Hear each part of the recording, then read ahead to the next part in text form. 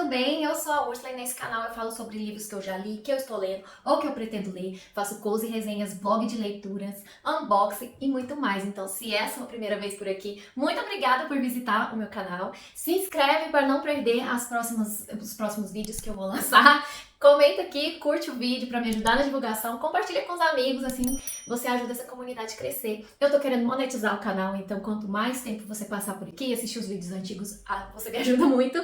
E se você gostou de algum desses livros que eu vou citar, porque são vários, por favor, usa o meu link de associado da Amazon, comprando por esse link, você não vai pagar mais nada pelos seus livros e eu vou ganhar uma pequena comissão, então você me ajuda bastante comprando com o meu link da Amazon. Não precisa ser só livros, você pode usar, entrar no link geral e comprar qualquer coisa que eu vou receber uma pequena comissão, tudo bem? Eu tô um pouco nervosa, porque esse é um vídeo que eu estou ensaiando pra gravar desde o ano passado, quando eu percebi que eu tava tendo muitas fantasias de volume único aqui em casa. E eu tô nervosa porque são vários livros, é fantasia de volume único, fantasia que eu indico bastante pra você, mas pode ser que eu erre o nome, porque são nomes diferentes, universos diferentes. Porém, esse vídeo é pra ser um vídeo rápido, só com indicações. Eu vou falar um pouco de cada livro que eu gostei ou não, mas vai ser bem superficial, você vai entrar na história sabendo muito pouco. Eu espero que vocês gostem. E por favor, quero deixar claro que essas aqui são fantasias que eu tenho aqui em casa, ou que eu comprei o e-book e que eu li e gostei. Então, é uma lista de indicações reais minhas.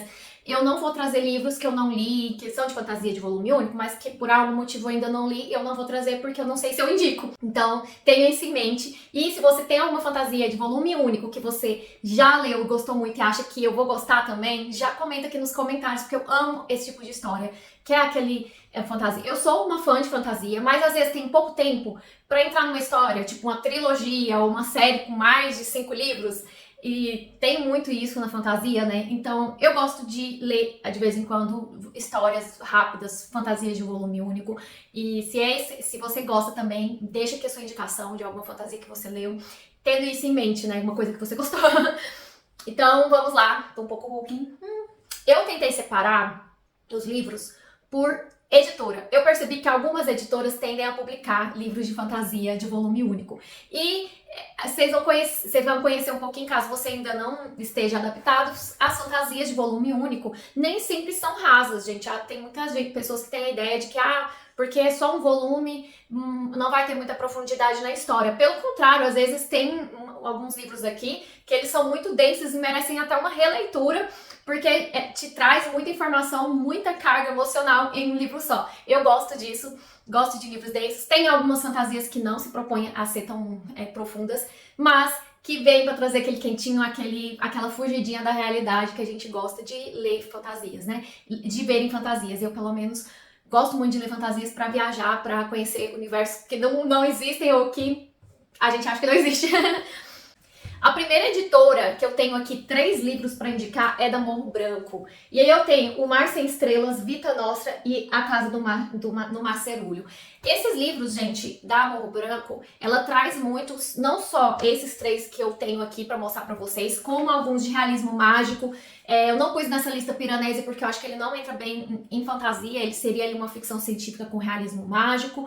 E tem outras da editora, ela trabalha com histórias muito únicas, muito diferentes, em vários aspectos. Eu gosto disso e tô meio que colecionando algumas da editora. A Casa do Mar Cerúleo, essa é uma história muito amorzinho, eu acho que pra começar essa lista muito bem, porque olha o tanto de marcação que eu fiz. Essa é uma história que é pra você entrar quando você tá ali, já leu muita coisa pesada, tá lendo muita coisa pesada e quer intercalar com uma coisa mais fofinha, com uma história que vai te aquecer o coração, parte para a Casa do Mar Cerúleo, no Mar Cerúleo, porque é isso que você vai encontrar aqui. Não existe um grande plot, uma grande história mirabolante, jornadas mirabolantes. Existem pessoas se relacionando, muito relação de amor, de amizade, de compreensão, de aceitação de si e do próximo, né, das diferenças.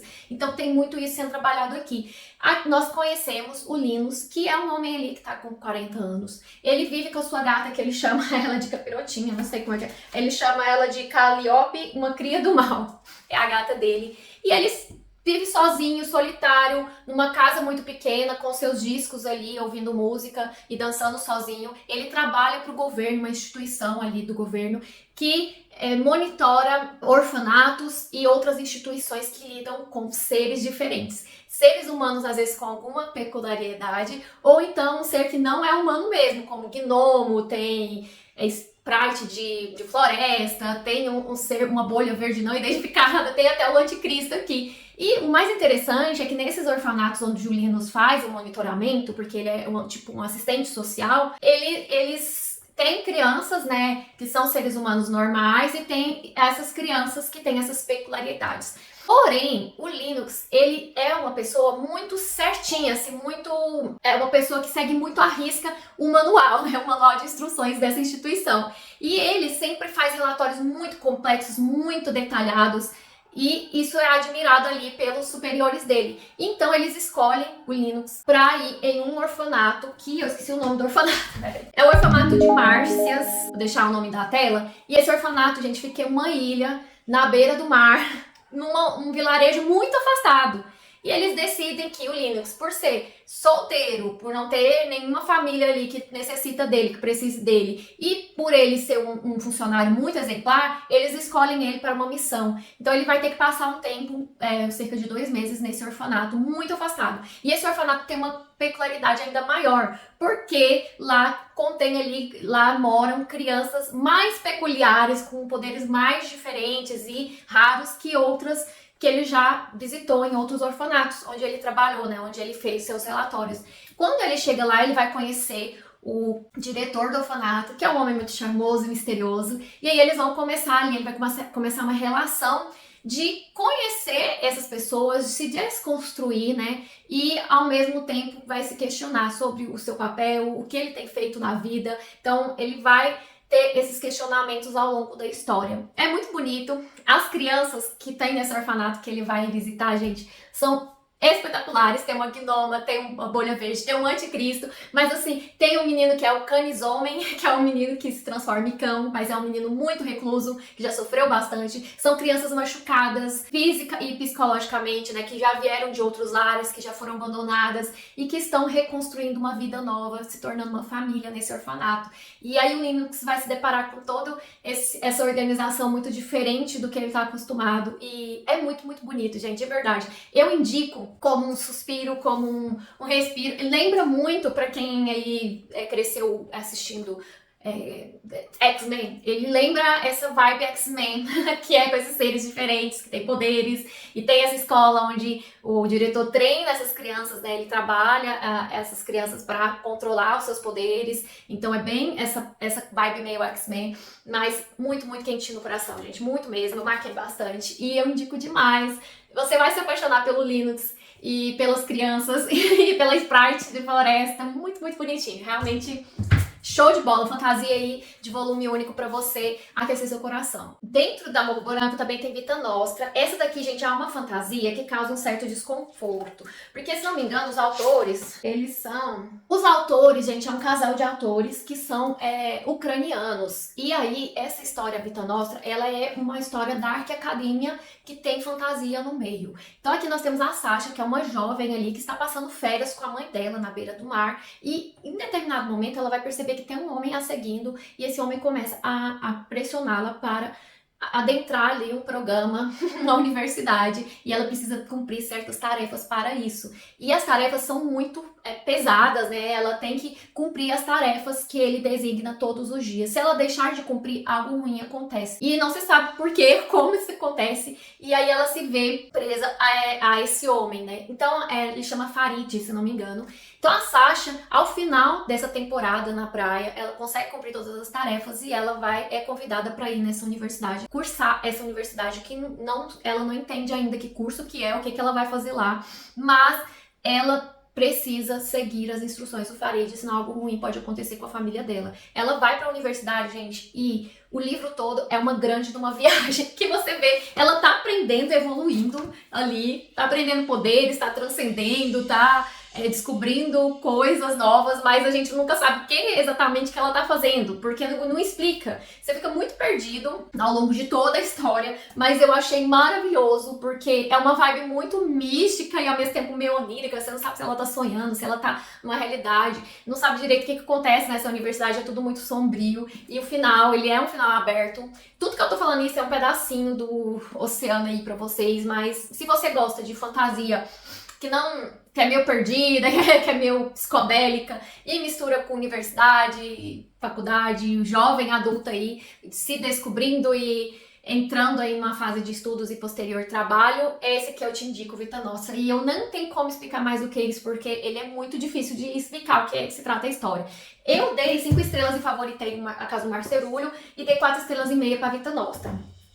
Aí nós temos O Mar Sem Estrelas. Esse livro aqui, gente, ele me surpreendeu muito. Porque aqui tem o Zachary, ele, quando era criança, ele estava passando numa rua, ele vê uma porta ali no muro, e ele sente atraído para entrar nessa porta, mas ele acaba não tendo essa coragem de entrar, passar por essa porta. Aí, anos depois, quando ele está na universidade, ele se depara com um livro na biblioteca que conta justamente essa experiência dele de quando era criança. Aí ele pensa, como que existe um livro tão antigo que está contando algo que eu vivi que ninguém poderia saber?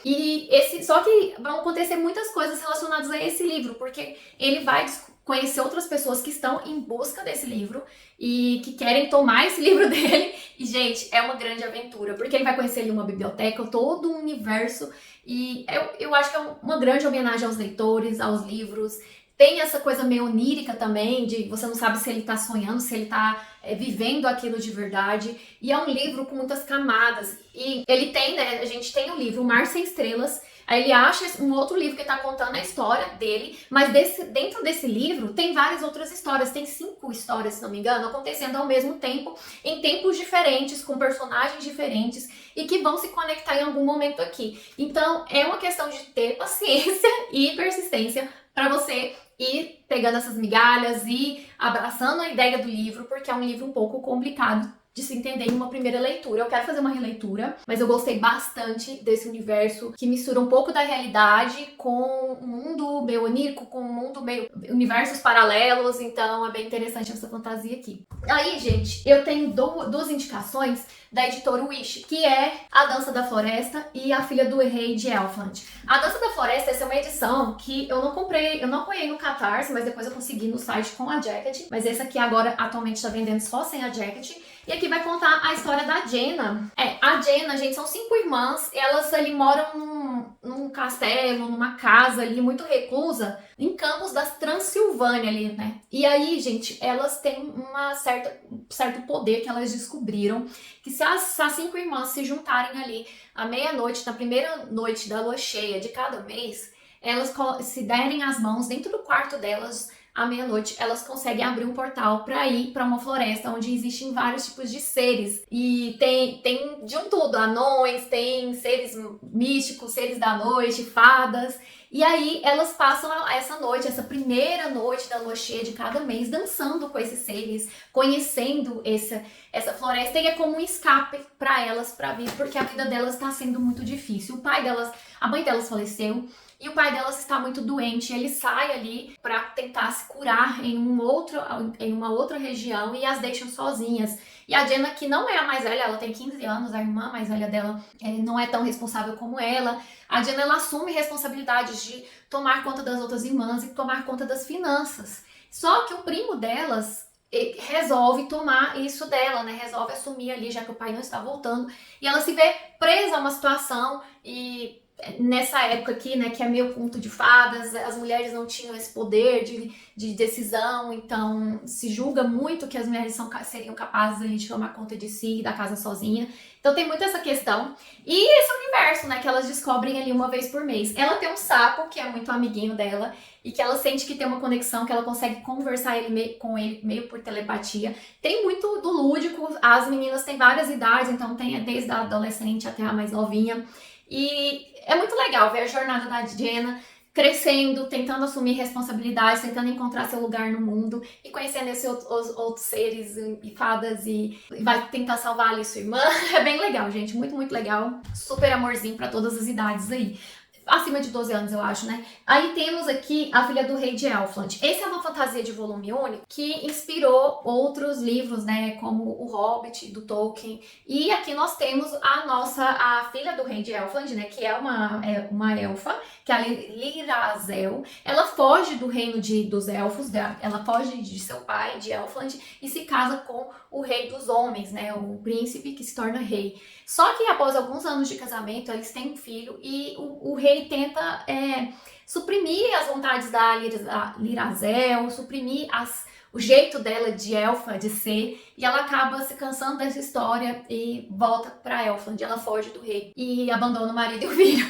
E aí, gente, começa essa busca do rei atrás de Lirazel, e tem toda essa questão do rei dos elfos, né, do pai da Lirazel também, tentar impedir o rei dos homens de encontrar ela, de encontrar esse reino novamente. E é bem interessante, super rápido de ler. Não foi a minha fantasia de volume único favorita, mas tem muitos elementos aqui que inspiraram outras histórias. Inclusive, vou citar rapidinho o Hobbit, que, embora nós temos ali o Senhor dos Anéis, que vem depois do Hobbit, vem no mesmo universo, essa aqui é uma fantasia de volume único, ela se basta sozinha. Então aqui nós temos a história do Bilbo Bolseiro, né? O Bilbo é uma história de aventura, de jornada, né? O Bilbo Bolseiro, que é ali um hobbit, que está vivendo tranquilamente na sua casinha, de repente ele é abordado pelo mago, né? Pelo mago Gandalf, e o Gandalf chama o Bilbo, né? Reúne o Bilbo com um grupo de anões, se não me engano, 12 anões, para tentar ali recuperar a Terra dos Anões, a montanha que era dos anões. E é muito legal essa aventura aqui, gente. Se você nunca leu o Tolkien, eu indico começar por O Hobbit.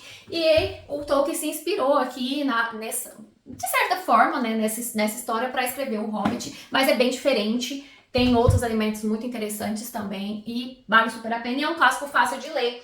E, gente, eu vou indicar agora, rapidinho, 2 fantasias de volume único, mas que são mais infantis, né? Que também é da editora Wish, que é o Pinóquio, As Aventuras de Pinóquio, e também A Princesa e o Bob. Esses aqui, A Princesa e o Bob, vai contar a história da princesa ali, que ela se vê atacada por goblins e ela vai ter a ajuda da avó, que é bruxa, de um menino que sabe lidar com esses goblins, que são seres malvados. É bem legal, rapidinho de ler. O Pinóquio, eu acho que dispensa, né, apresentações. É um menino que ele é criado a partir de um pedaço de madeira, e ele vai ser um menino muito levado ao longo de toda a história. É mais sombrio do que eu esperava, mas vale muito a pena também, isso da mesma editora. E do mesmo autor de A Princesa e o Bob, tem Fantastes, que é uma história ali que vai contar do jovem Anodos, que é um jovem ali entrando na fase adulta.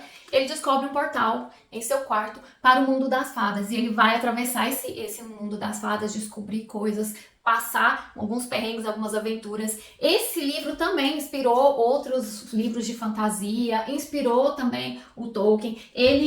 Esses 2 livros aqui são clássicos, né? Esse autor, ele não teve tanto reconhecimento nem condição financeira em vida, mas ele escreveu fantasias clássicas muito interessantes. Eu acho que vale a pena conhecer Fantásticos também. A linguagem é um pouco mais rebuscada, pode não ser fácil de interpretação para todo mundo, mas vale a pena dar uma chance aí. Uma editora que publica vários não, né? Porque ela publica 1 a 2 livros por ano, mas que a maior parte do seu catálogo é de fantasias de volume único, é a Literalize. O primeiro livro que eu comprei da Literalize é O Feitiço dos Espinhos, e esse livro é muito, muito legal mesmo, sabe? Aqui a Margaret Rogerson, ela vai fazer um trabalho muito bacana com algo que não é tão novo, né? Nós temos uma menina aqui que é a Elizabeth, e ela é uma menina órfã, e ela quer se tornar ali uma bibliotecária na grande biblioteca de Austerman.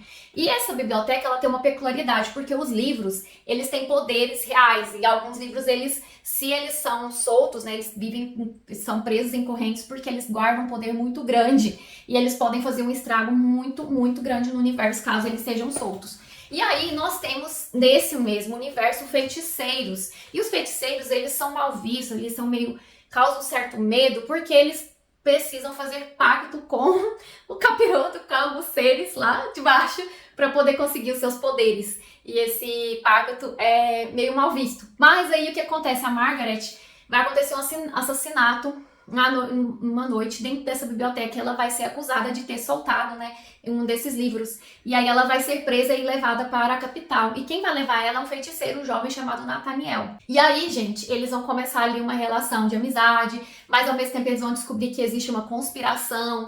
Esses grimórios, né, esses livros que são chamados de grimórios, esse livro que foi solto ali e libertou um ser maldoso pode ter sido vindo de uma conspiração, e Elizabeth e o Nathaniel vão ali viver uma aventura em busca de compreender o que está acontecendo nesse universo. É uma fantasia muito legal, porque tem romance, a Literalize traz fantasia de volume único com romance. Aqui, ó, antes de O Feitiço dos Espinhos, a Margaret tinha publicado lá fora O Encanto dos Corvos, só que pro Brasil veio depois, né? O Feitiço dos Espinhos foi publicado em 2019 aqui, e em 2020 veio o Encanto dos Corvos, que já tem uma proposta ali de fadas não, de... é que fala? Aqui nós temos uma proposta diferente, que a Isobel é uma jovem que ela cria quadros, ela pinta quadros muito bem, e ela faz autorretratos ali, ela faz retratos do povo das fadas.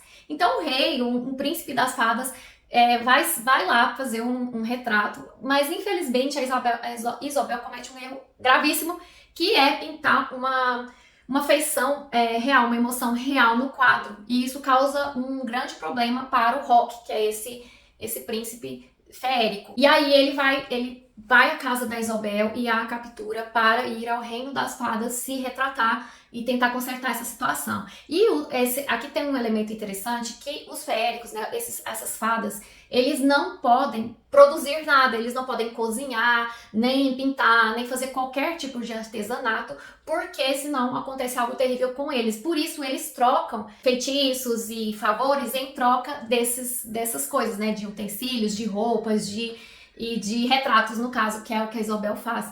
E aí, por conta disso, ela faz ali um acordo de proteção para a casa dela em troca desse retrato, mas acaba que ela vai conhecer que existe muito mais por trás dessa história das fadas ao entrar no mundo das fadas. E aí ela vai viver um romance com o Rock, isso aí a gente já meio que sabe logo no início. É uma fantasia muito simples, eu dei 3,5 estrelas, poderia dar até 4, porque é muito legal, é muito diferente, mas ao mesmo tempo eu senti que no final fica fácil demais. Porém, eu ainda indico, se você não tem o costume de ler fantasias, quer começar a entrar nesse universo, eu indico porque tem alguns elementos interessantes aqui. E o romance é bem fofinho também. Aí, o ano passado, eu trouxe resenha de A Ruína de um Reino, então tem aqui.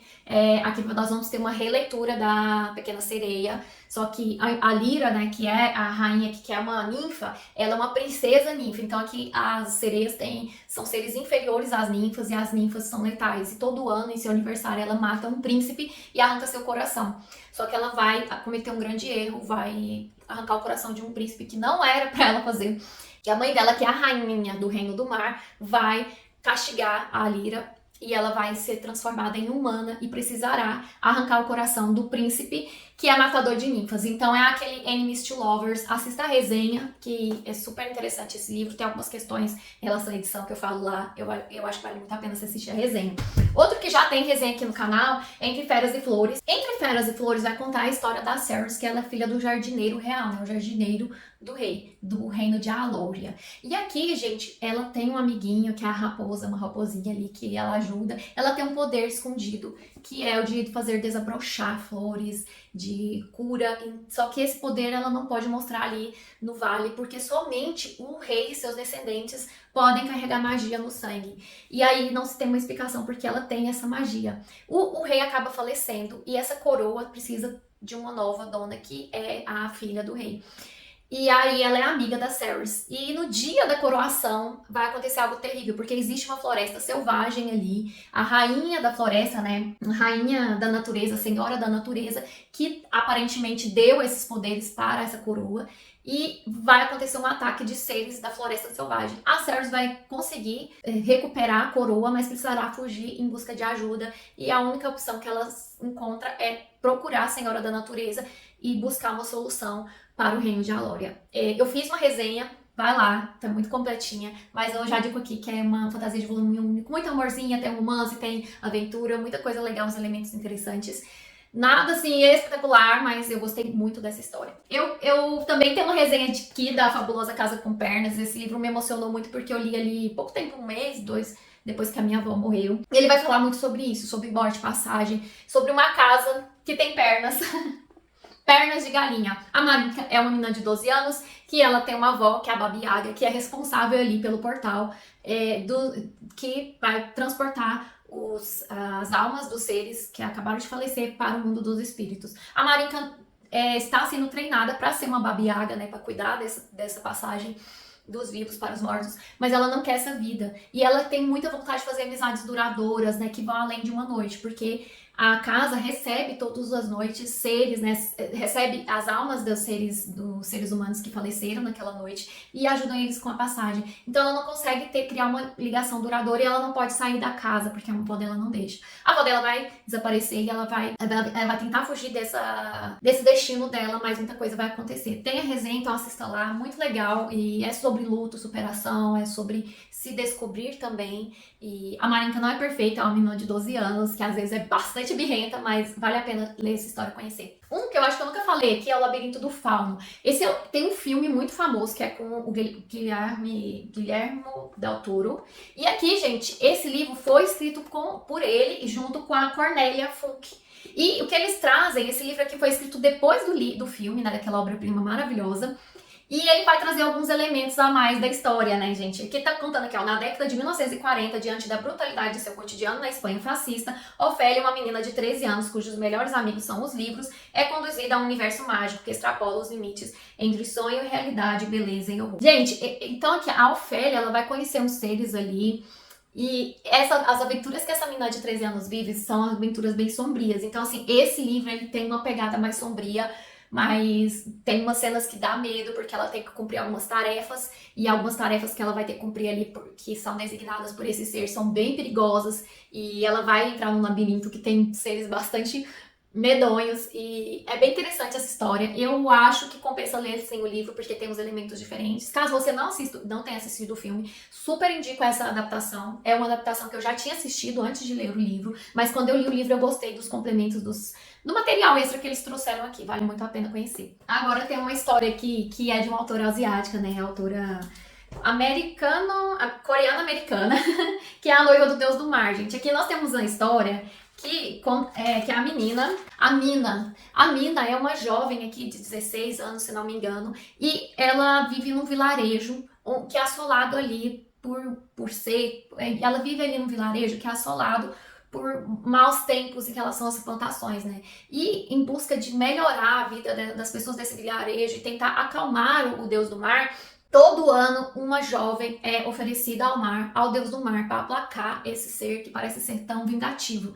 Só que esse ano em específico, a quem foi oferecido é a paixão de seu irmão. Seu irmão é apaixonado pela a noiva do Deus do Mar. E bem no dia que ela está sendo levada ali de barco para ser entregue ao mar, a Lina segue o irmão que foi lá fazer companhia para a noiva do Deus do Mar. E aí ela decide se oferecer no lugar dessa menina. E ela vai, né, se jogar ao mar, vai se entregar ao Deus do Mar, vai conhecer o universo lá embaixo do mundo do Deus do Mar. É muito interessante. Esse livro aqui é uma fantasia de volume único, que ela é bastante densa. Parece muito fino, mas assim, tem aquela característica, eu já falei em alguns vídeos sobre a escrita dos autores asiáticos, que é muito direta, mas ela tem uma ludicidade, ela traz muitos elementos da cultura asiática, traz muitos mitos, muita informação em poucas páginas. Então não acho que seja um livro rápido de ler e nem raso. É um livro bastante complexo e que traz muitos elementos que a gente não costuma ler em fantasias. Tem um romance, né,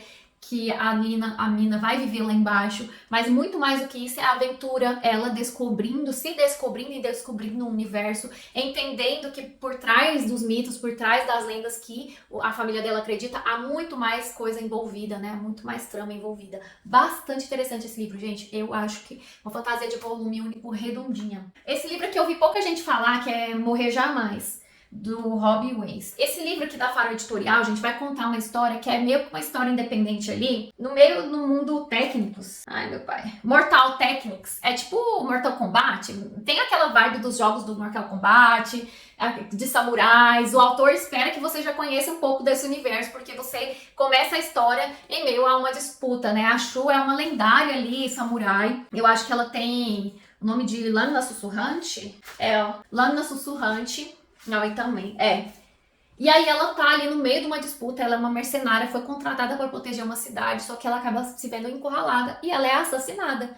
Porém, ela acorda da morte, ela se lembra que morreu, mas ela acorda e um menino chamado Yen, que a ressuscitou. E ele tem uma missão para ela em troca de sua vida, meio vida, porque você vai conhecendo o que tá acontecendo ali. Ela precisa ajudá-lo em uma nova missão. Ao longo dos capítulos, ele vai recrutando outros lendários, jogadores lendários, outros guerreiros lendários que vão se somando, e isso inclui aqui dentro dessa capa, tem aqui a Shu, e aí o menino, que é o Ren, que ele vai recrutar outras pessoas para essa missão, que parece ser suicida. Gente, esse livro, ele é muito rápido de ler, porque ele é muito frenético. Vão acontecendo coisas, vão tendo guerras, vão tendo descobertas, um plot atrás do outro, tem uma mitologia bem interessante aqui, é desse universo de samurais, de lutas, de bem Mortal Kombat, jogos mortais, assim, tem uma vibe assim, mas vale muito a pena, o plot no final te surpreende, me surpreendeu bastante, eu pensava, já estava acostumada, e o que eu achei mais legal em Morrer Jamais é que ele tem uma vibe de um humor sarcástico, um humor meio mórbido, porque ao mesmo tempo que a gente tem essas guerras e morte, muitas cenas de morte, muito